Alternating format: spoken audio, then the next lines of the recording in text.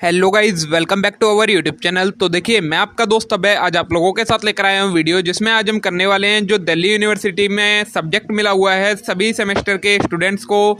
जो new education policy में semester 1 और सेमेस्टर 2 के सब्जेक्ट स्टूडेंट्स हैं, उनके पास एक सब्जेक्ट है एडिशनल कैटेगरी में constitutional value and fundamental duties.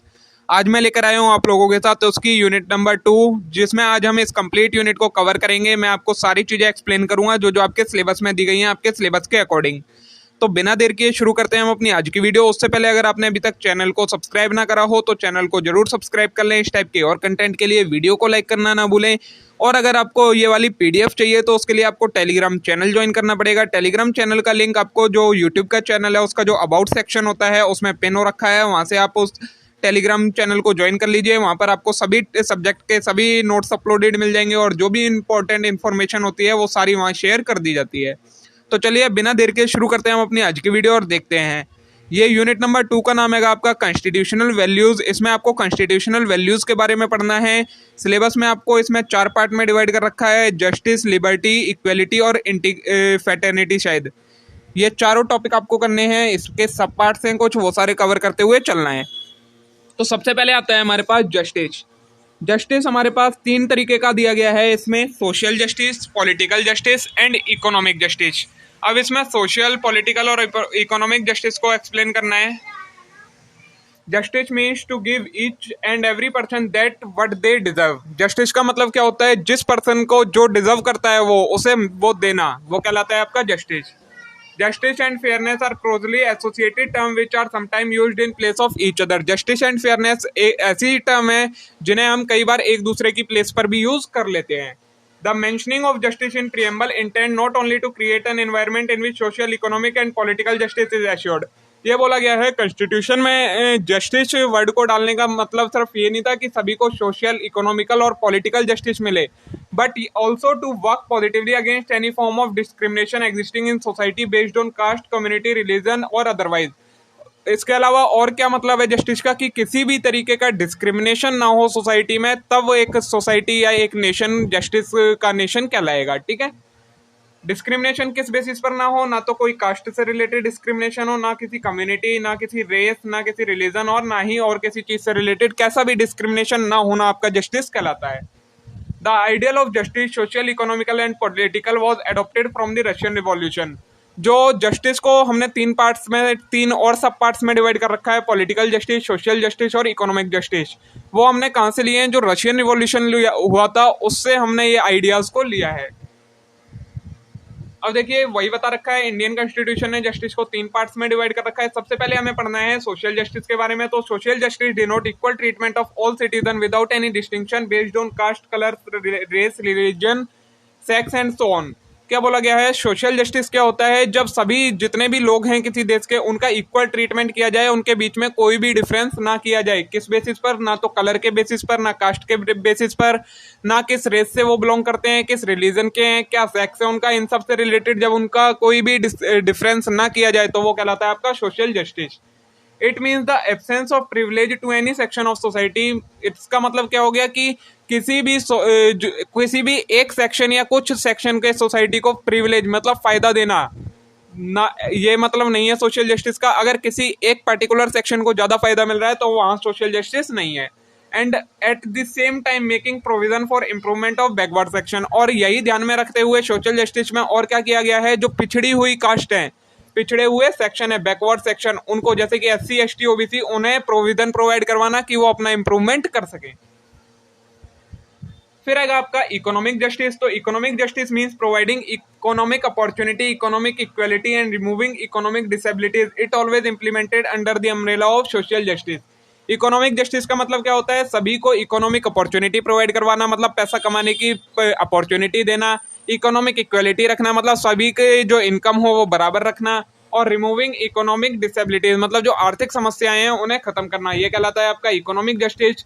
ये एक तरीके से अगर सोशल जस्टिस पूरा हो जाता है तो इकोनॉमिक जस्टिस अपने आप पूरा हो जाएगा। ये माना जाता है कि इकोनॉमिक जस्टिस सोशल जस्टिस का ही पार्ट होता है।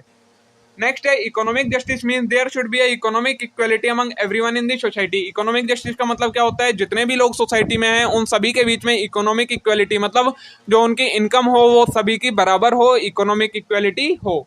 There should not exist any inequality among individual, लोगों के बीच में किसी भी तरीके की इनइक्वलिटी नहीं होनी चाहिए। किसके बेसिस पर? उनके इकोनॉमिक स्टेटस के बेसिस पर।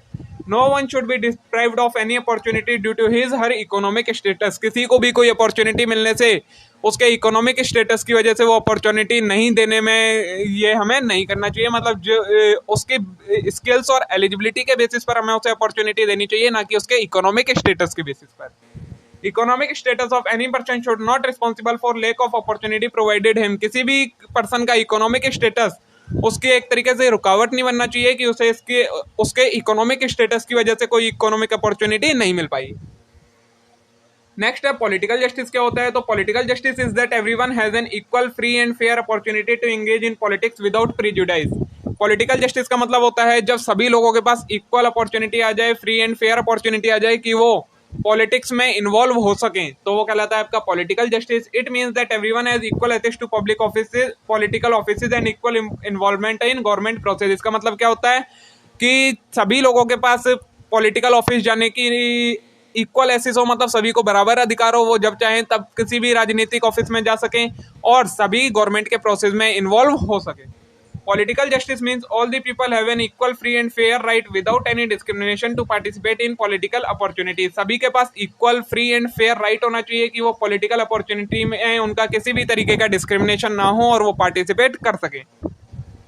ये हो गया आपका जस्टिस के बारे में। नेक्स्ट है आपका लिबर्टी क्या होती है। लिबर्टी को हमने 4 पार्ट्स में डिवाइड कर रखा है, thought, expression, belief, faith and worship. 5 parts में डिवाइड कर रखा है। अब देखिए एक्सप्रेशन क्या होता है। Expression is a matter of liberty and right. Expression जो है उससे हमें वो किसका एक मैटर है, मतलब एक पार्ट है किसका, लिबर्टी एंड राइट का। The liberty of thought and right to know are the source of expression. अब जो लिबर्टी ऑफ थॉट होती है, मतलब हमें सभी चीजें जानने का अधिकार है, ये क्या है, एक सोर्स है किसका, एक्सप्रेशन का। मतलब जब हमें पता लगेगा सभी चीजों के बारे में तभी हम उसे एक्सप्रेस कर पाएंगे।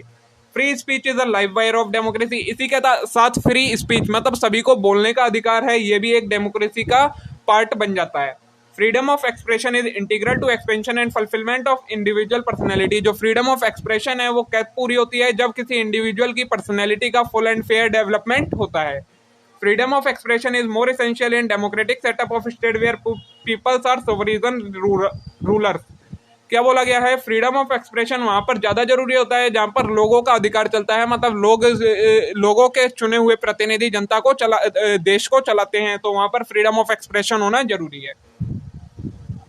The preamble describe liberty of thought, expression, belief, faith and worship as one of the core value. जो कॉन्स्टिट्यूशन है उसने liberty of thought, expression, belief, faith and worship को कोर वैल्यूज बोला गया है। These have to assure to every member of all the communities. और ये सभी कम्युनिटीज के सभी मेंबर को इक्वली इसका राइट दिया गया है। It has done so that because the ideal of democracy can not be attained without the presence of certain minimal right which are essential for a citizen and civilized existence of individual। ये बोला गया है, ये इसलिए दिए गए हैं क्योंकि तभी एक आइडियल डेमोक्रेसी अटेन की जा सकती है अगर सभी को इक्वल राइट दिए जाएंगे। अगर किसी को कम किसी को ज्यादा दिए तो फिर ये ऐसा नहीं हो सकता है।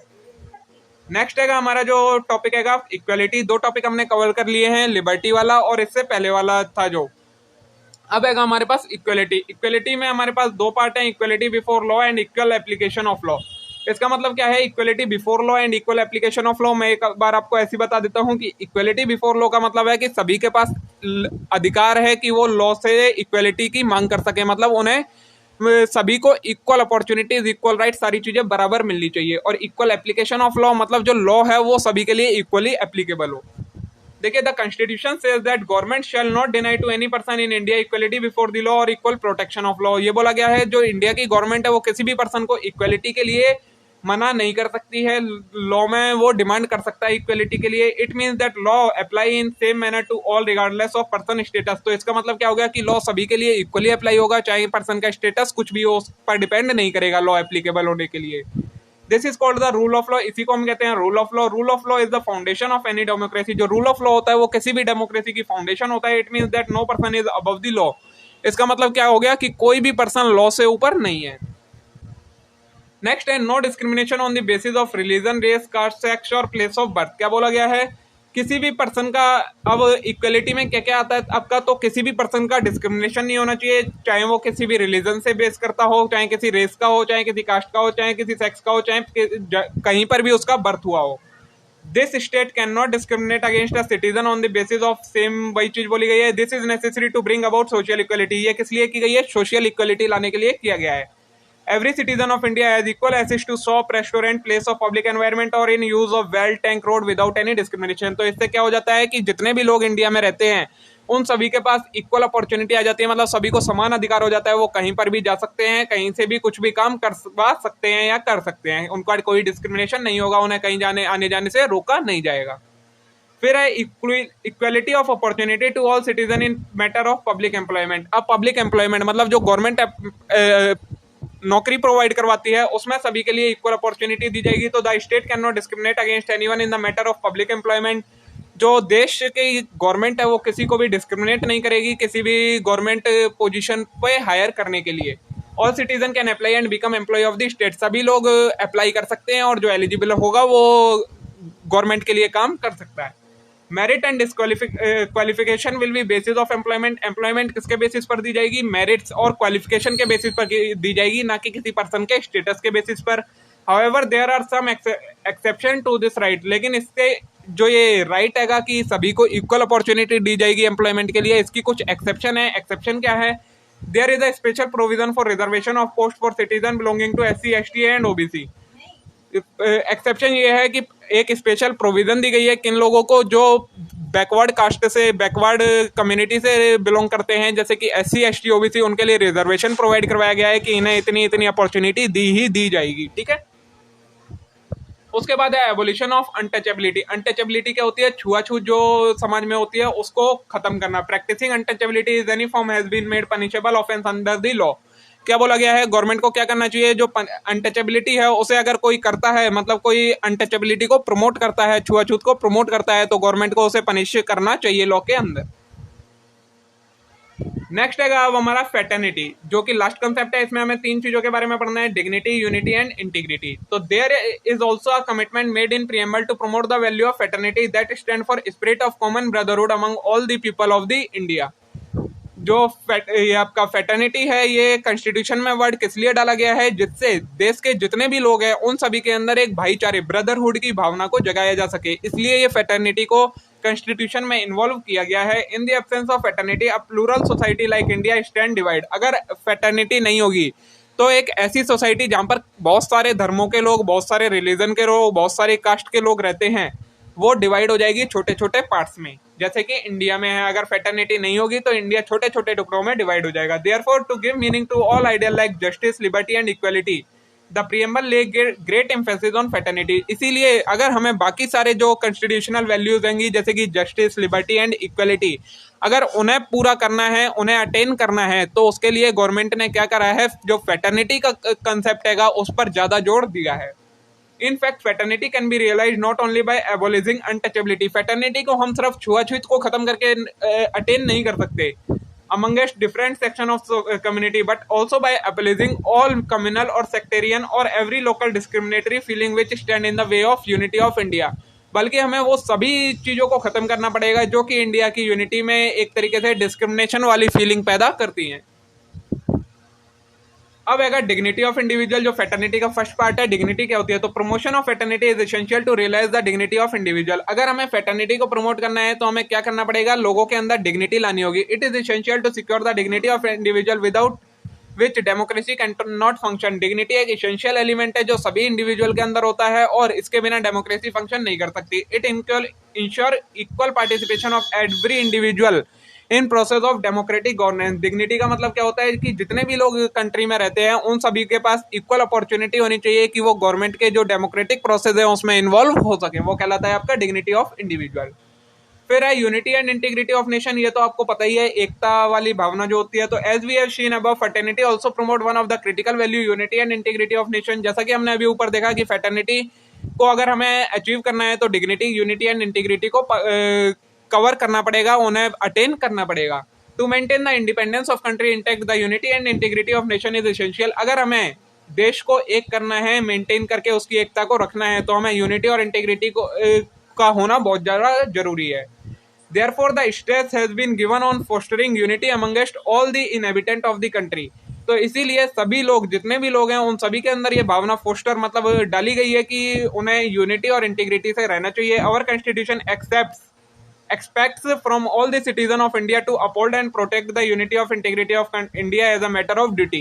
और कॉन्स्टिट्यूशन ने सभी लोगों को एक तरीके से ये ऑर्डर दे रखा है कि सभी लोग इंडिया की यूनिटी और इंटीग्रिटी को बनाए कर रखने में मदद करेंगे, ये उनकी ड्यूटी होती है। तो देखिए दोस्तों, इसी के साथ ही आपकी यूनिट खत्म हो जाती है। यूनिट नंबर 2 में आपको इतना ही कंटेंट कवर करना है, इसके अलावा आपको एक्स्ट्रा कुछ भी करने की जरूरत नहीं है, क्योंकि इतना ही आपके सिलेबस में दिया गया है। ये बहुत ही छोटा सा सब्जेक्ट है। टोटल आपकी 3 यूनिट आ रही है, 30 मार्क्स का आपका इसका पेपर आना है, तो इससे ज़्यादा आपको और कुछ करने की जरूरत नहीं है। मे भी आज की वीडियो आप लोगों के लिए यूजफुल रही होगी। अगर वीडियो अच्छी लगी हो तो वीडियो को लाइक जरूर करें, चैनल को जरूर सब्सक्राइब करें और अपने सभी दोस्तों के साथ वीडियो को शेयर जरूर करें। Thank you.